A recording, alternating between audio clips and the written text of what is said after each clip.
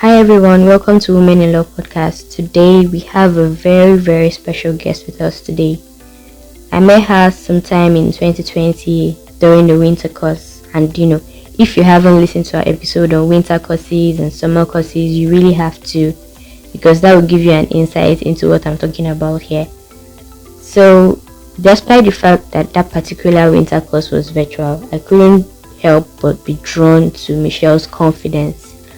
And listening to her, I'm sure you would learn so much, especially if you're seeking to settle in a non-English speaking country. I'm talking about France, Spain, Germany, Belgium, and the likes. Without a doubt, I'm telling you, like, for real, there's so much to learn from this episode, and I just want you to keep your minds open and soak as much as possible. Thank you so much, Michelle, for taking out time. Really excited.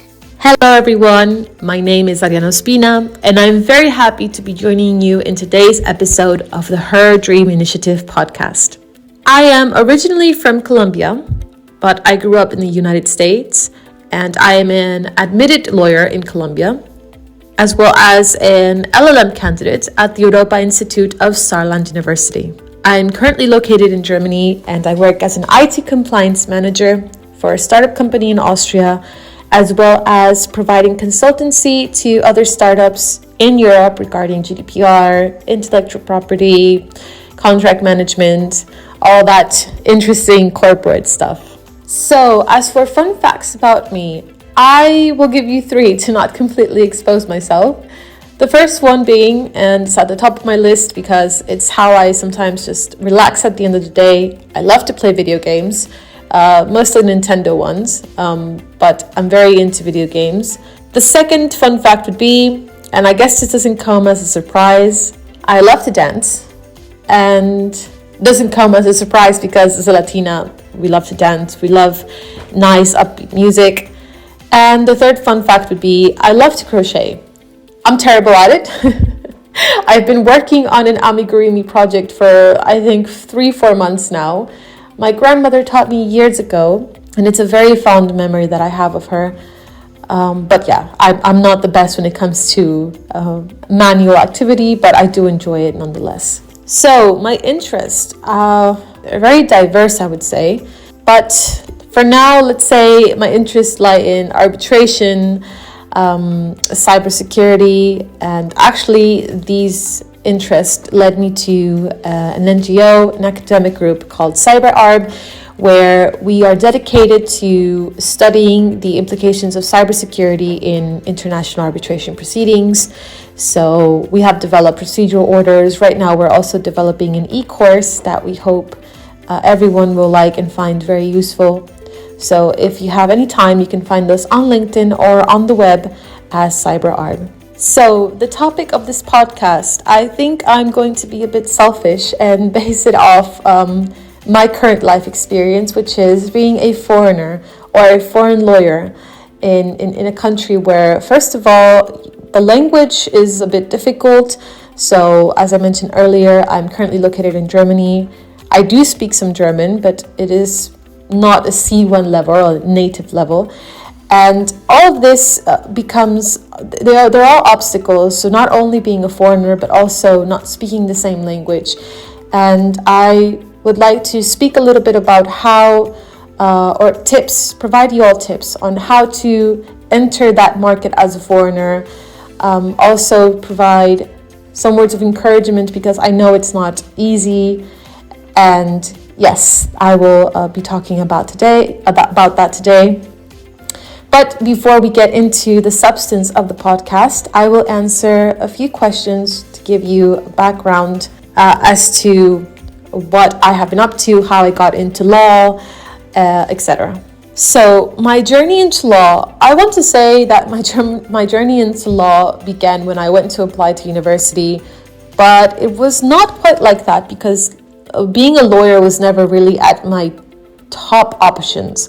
So as a little girl, I'm pretty sure, similar to other little girls, my dream was to be a princess / vet / fairy / So yeah. And then when I started growing up, I wanted to actually work in forensics as an investigator. And then I also talked about journalism. And yeah, my interests varied along the years, and as I explored my abilities and my interests, and of course, as a teenager, a lot of your interests change from when you're a kid to growing up into a teenager. So yeah, being a teenager, I wanted to be a doctor, and I really insisted on that, but that came, I think, from the fact that some of my cousins were doctors already, and my dad was very much into me being a doctor, so I think it went from that. However, life is not a straight line. There were a lot of ups and downs after I graduated high school, and one of those was the death of my grandfather, which actually led me to going back to my hometown to take care of my grandmother, and that's when I decided to join university. Being a doctor was not in the options anymore, not only because it wasn't really what I felt was my calling, but also because to study medicine in my country is extremely expensive if you don't get admitted into a public university, and public universities do not receive a lot of students due to the lack of public funding. When I went to sign up to the university close to my home, I remember that my grandmother said, why don't you study law? And she always said that law was such a nice profession, and she would always say that lawyers give voice to those who don't have it. And I thought that was really nice coming from her. Note that my grandmother, she did not go to university. She only, I think, did primary school. So she had an interesting, good view about lawyers.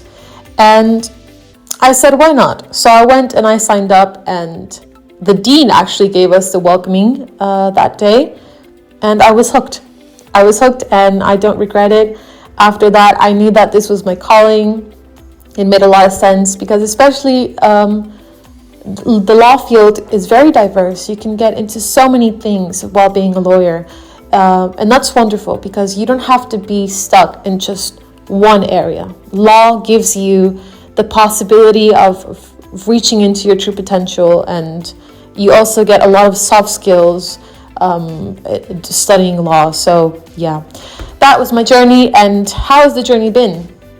So I started studying law in 2014, and I was very excited to study. I was very harsh on myself the first semesters because in high school I was a top student. I got A's or 5s. I don't know how the grading system in your country might be, but it was the top, grades.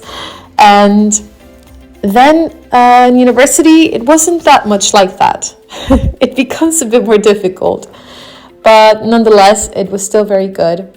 And I also joined extracurricular activities, so I became a research junior research assistant as a student, and I participated in a lot of conferences, and I really tried to be in everything law related because I couldn't get enough. I just wanted to know it all.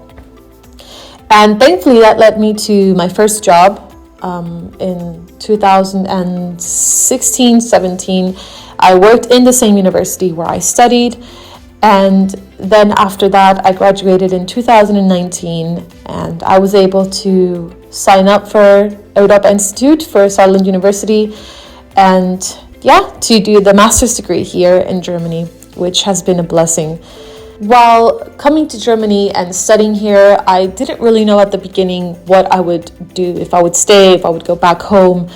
I still don't really know, actually, because as I mentioned earlier, being a foreigner and coming into a market where nobody knows you, it can be very difficult. But the journey has been very rewarding. I have been able to participate in 2 moot courts, very different ones. So the first one was the FDI, Foreign Direct Investment Arbitration Moot.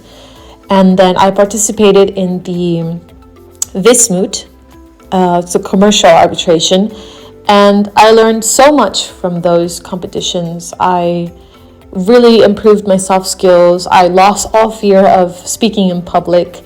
And I actually got the thrill. I got to feel that adrenaline of how a counsel feels when they're before a tribunal, explaining their case, trying to sell their arguments. And it's been really rewarding. I also participated in other activities like Eurosim, which is a simulation about how decisions are made in Europe. And participating in all of these activities, even though they're not really remunerated, has led me to finding these extracurricular groups like Cyber Arb, as I mentioned earlier. It also led me to my first internship here, which then resulted into my current job as an IT compliance manager. So the journey has been rewarding. There's been a lot of hard work. There have been a lot of days where I felt that, maybe I should give up, or maybe I'm not good enough, or I'll dig more this. I'll dig into this later, because it also relates to being a foreigner and being a foreign lawyer. So my top tips for global relevance as a law student or a lawyer. I want to say that technology is definitely on your side. And the pandemic, believe it or not, I think improved the way lawyers work, the way lawyers network, and has also allowed us to come together more as a group. So for example, LinkedIn is extremely important, and maybe not be that good for finding jobs. That is very relative. In some countries it might work, in some others it might not. But LinkedIn is definitely a really good tool for you to contact other lawyers with experience in the field, with other students that maybe are in a similar situation as you, with students that are maybe studying abroad and that maybe you have an interest of doing the same thing, going to the same path. And so social media, LinkedIn is definitely a good way, and it's actually one of the top tips I would give to you. Make your LinkedIn, keep it updated, and connect with other people. Don't be shy. I mean, I'm shy as well, and I think about sending an invitation at least 1,000 times before, and I overthink it. But trust me, people on LinkedIn will not bite you. It's definitely good to connect and see other people's posts. You will maybe even find, options for scholarships, call for papers. It's definitely a good way to make yourself be known out there. As for core skills, I would say that the core skills that I would recommend anyone to have in general is oral advocacy, or being good in speaking in public. And this, I'll explain why. It doesn't matter if you're a lawyer, if you're an engineer, if you're a designer, if you have a meeting with the shareholders, if you have a meeting with your co-workers, if you're leading a team, it's really important that you know how to communicate and how to get your ideas across. So that would be one of the core skills for anyone in any field. And core skills now for lawyers especially to thrive in the field, the same. Oral advocacy, written advocacy, and also I would say being fast in maybe learning or adjusting to technological advances. So maybe 10 years ago, you only had to worry about Microsoft Word, Microsoft Excel, PowerPoint, and these were the only real things that lawyers worked with. But nowadays, lawyers work with a lot of technology and a lot of tools that help improve, the way we work. So also in excelling in managing technology is a top tip. So book recommendations. I read a lot actually in my time off. Not law-related books, definitely. I love law, I love my profession, but it's good to also give yourself a break and read things that are not related to your field. I have been reading a lot actually. I got a Kindle not long ago, and I'm very old styled in that sense. I've always loved books in physical. I love touching books and the smell of books, but traveling around with books can be a bit difficult. It'll make your bag heavy, and if you like to travel light, a Kindle is definitely the best way to go. And as for book recommendations, it really depends on your taste, but I read Clara and the Sun not long ago, and it was really good. It is from a Japanese author, and he won the Nobel Prize for Literature. And I am actually currently reading The Midnight Library, and I really recommend it. I haven't finished it yet, but it has been very soothing, and I think it's good for anyone who's maybe having a tough time. So yeah, give it a look. It's on Amazon, anywhere you can get an ebook or a physical book.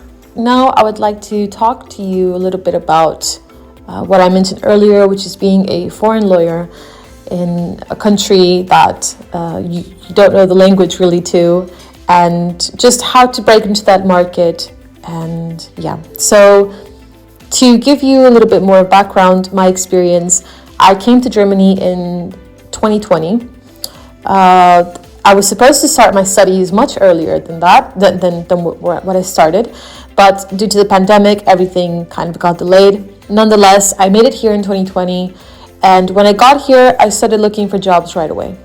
LinkedIn was a great tool for that, and I did get some interviews, but sadly, I hadn't even started the LLM yet, so I didn't really have another title. And on top of that, my German was very, very basic at the moment. And companies here in Germany, even though their working language is in English, they will still like for you to have a good fluency in German. So that was an obstacle that I had to overcome. And then I started the LLM program, and I was very excited. I was so happy. And the first semester of the LLM, I did not look for jobs. It was a lot of hard work. There were a lot of things to digest and to read. So I dedicated myself to studying. But of course, that's time lost in looking for a job. And then when second semester came, that's when I started looking again. And I said, okay, you have to start somewhere. So I found a company here in Germany where I did an internship with. The internship was not remunerated, and you will find that here in Europe, a lot of internships are not paid. And I'm pretty sure that's in a lot of other countries, at least in my home country, the internships are usually not paid, even if you're working for a courthouse. But the good thing about this internship was that it was online. So it was my first time working online home office. And I did enjoy the flexibility. I enjoyed working with the team. They were really, really nice. And they overlooked that fact that I was not fluent in German. So why did I take this internship even though it was not paid and I did work a lot? Well, two things. The first is that it is that first step into the foreign market. It's very different for you to come from a different country and say, yes, I'm a lawyer, and that's about it, to when you say, yes, I'm a lawyer and an LLM candidate, and I also did an internship or I worked in this company that's based here in Europe. The person that's interviewing you has a reference. They know, oh, okay, I can contact this person, I can contact this company and ask about them and how they work and how is their work ethics and all of this. So it also helps you give that first step in. The second reason being is because I learned a lot. I learned a lot about how to work in, first of all, a European setting and a European company, but also with European laws. So that was really my first contact with GDPR, applying it. I also had to learn about American privacy laws, so the CCPA, HIPAA compliance, and that was very good because it helped me land a lot of interviews in the future. Of course, internships only last for a few months, and my internship there lasted only 3 months. So after that, it was to start looking for a job again. And although I wanted to work in a law firm right away, and I was very anxious to just get into already arbitration and contracts and business law, it's all about baby steps, really. So I applied to a lot of law firms. I never really got any replies. But I also kept applying to startup companies and small or medium companies in Europe for the same thing that I was working in when I was in the internship, which was GDPR and privacy laws. And that actually led me to a lot of interviews. It was really good, and to where I'm currently working at right now. And it really is the best way to get into the market. And I landed a very good job, thankfully. I'm very happy where I'm working at. The company is great. The people I work with is great. And if you manage to do that, you'll be able to not only create working experience in that foreign country, but you also start making contacts, networking with people that have been born in the country, that have studied, that know other people. So that is really the best way to go around it. Another tip of how you as a foreign lawyer can penetrate that market is to do also a lot of volunteering, and also take advantage of all the extracurricular activities that your university or that your program has to offer. So as I mentioned earlier, I participated in 2 moot courts, and I also participated in the Eurosim at my university. And thankfully, all that adds up to your CV, and that also makes you a bit known. So when you're on LinkedIn and you're participating in these competitions, arbitrators will add you. Arbitrators will engage in conversation with you, and you will also meet other students and be able to network. And it really helps for you to get out there, to be known. And yeah, that's definitely, as well as these activities will of course hone your soft skills. So they're definitely a great investment to make. And as for volunteering, so currently the organization that I volunteer with, which is CyberArb, we're all volunteers there. We're there because we're really interested and we have a passion for arbitration, for law, for international arbitration proceedings, but also cybersecurity, and seeing that we're in this new digital age where we depend highly on technology. This is very important. And of course, this takes time from your daily activities, but being able to do this, you will also be able to network. You'll be able to meet other people. And this is one of the things that led me to applying to other places, being called from other companies. I've been invited recently to give a conference on GDPR in an event in Dusseldorf organized by the municipality of Dusseldorf. So volunteering and extracurricular activities are another good way to get into that market, make yourself be known. Now, the time it will take for you to actually be established in that foreign market, it really depends on the country. And it also depends on the level of fluency that you have with the language. But regardless of the time, and these are now the words of encouragement, you have to be patient. And trust me, I've been through this many times. There are some days where I've just felt, defeated, and I feel like maybe I'm not that good enough, because you don't get a reply, because you don't get an email back, or you get an automated email, and then when you want feedback from that interview, you don't get it. But you cannot give up that easily. And the reason why is because you have to understand that if you are a foreigner in that new market and you're just starting to get known, of course there are going to be other candidates that were maybe born in that country that will be the first option. But that does not disqualify you, or does not mean that you do not have enough merit all on your own.